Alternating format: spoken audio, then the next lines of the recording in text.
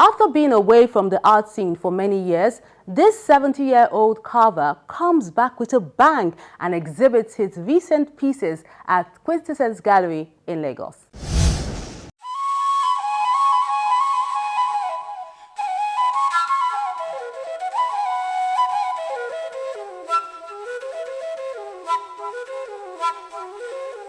One of Nigeria's foremost art collectors, RASHEED BADAMOSI, couldn't miss this show for the world. He opens the exhibition of master sculptor Roland Ogaimen at Quintessence Gallery in Lagos.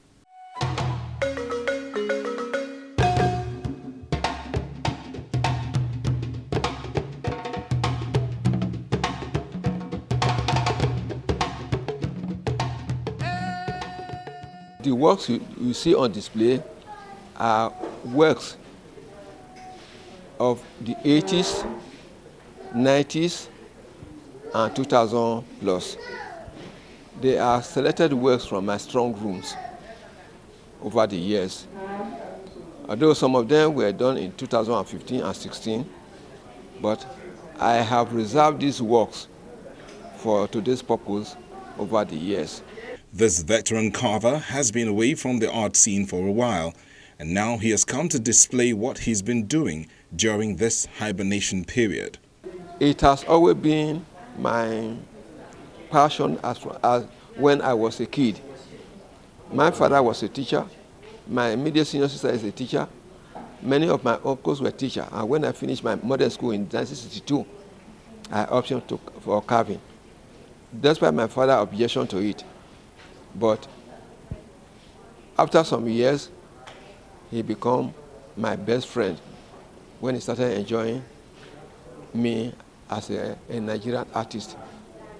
So all along, I have been in the art world for over 54 years now. For him to have come back to the Lagos art scene now, which is the Nigerian art scene, shows that the man has actually been working on his creativity over time. He's been around in the 60s, in the 70s, and in the 80s, and in the 90s. And again now in the new millennium, Roland Ogaimen moved to Benin, but right now he's back on the Lagos art scene to rejuvenate the art scene, particularly his own genre. His own genre is the sculpture genre, which has to do with wood carving. You can see from the works, the area of works that are shown here, that these are masterly works. And no doubt about it, is a world-renowned artist, that Nigerian has actually produced in this era, this time.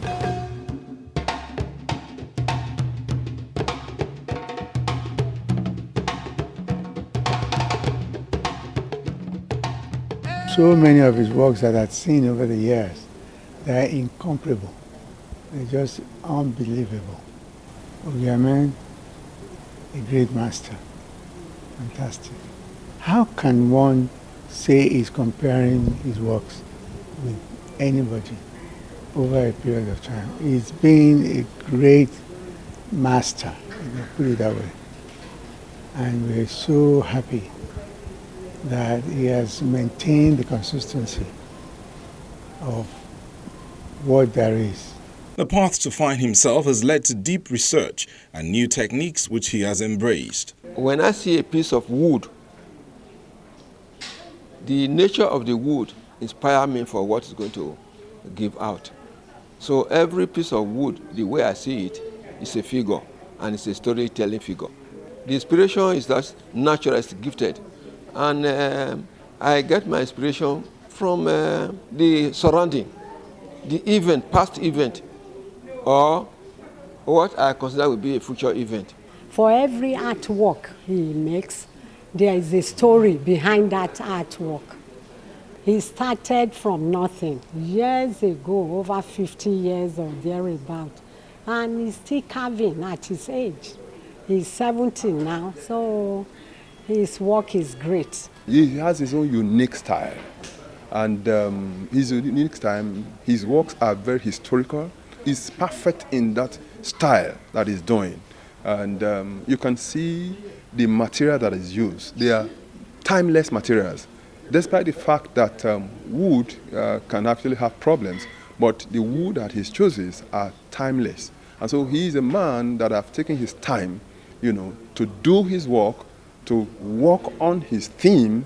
The themes are unique themes, the cultural Edo, Benin themes, that are actually historical. And so we can't, this type of artists are very rare, particularly looking from the generation that he has come from, still fixing into this generation.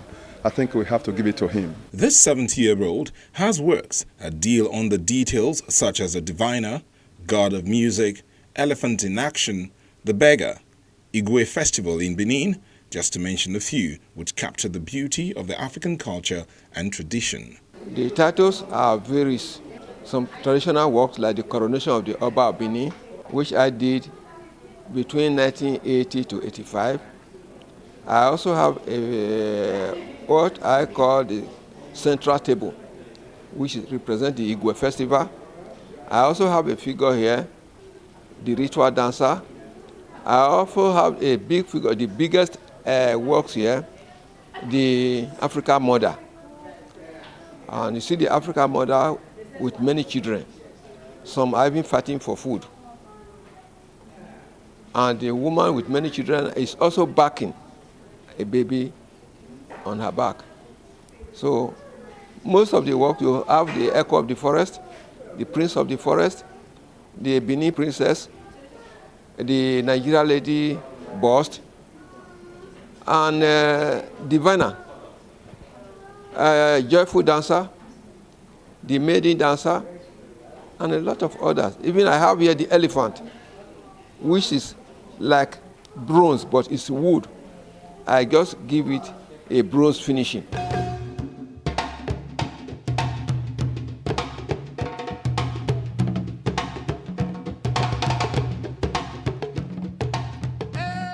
He has had over 40 exhibitions around the world, and his works can be found in the homes and spaces of renowned collectors. His work is great, unique, and mostly abstract. I have good collection in my sitting room for over 40 years now. So you can't see any art like his own anywhere. This exhibition is dear to him because it's dedicated to his mentor, Master Sculptor ERHABOR EMOKPAE, who he still treasures 32 years after he left Mother Earth.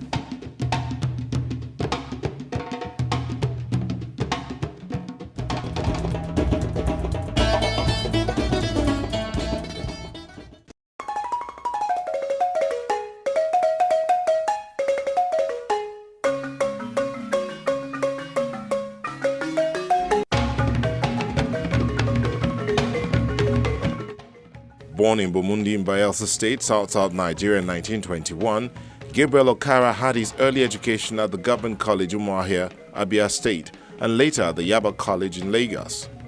He studied journalism at Northwestern University in 1949. In most of his writing, he is always concerned with promoting and celebrating the African culture, which he feels is being eroded, as seen in his poem, Once Upon a Time. His most famous poems are Piano and Drums and You Laughed and Laughed and Laughed. Beyond poetry and fiction, Okara has also written plays and features for broadcasting, although many of his manuscripts were destroyed during the Nigerian Civil War. He won the Commonwealth Prize for Poetry.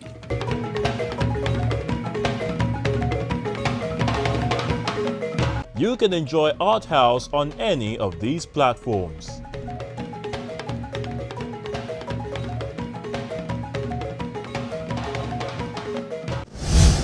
And that's how we draw the curtain on this week's edition of Art House. Thank you so much for making us a part of your day, and let's do this again next week.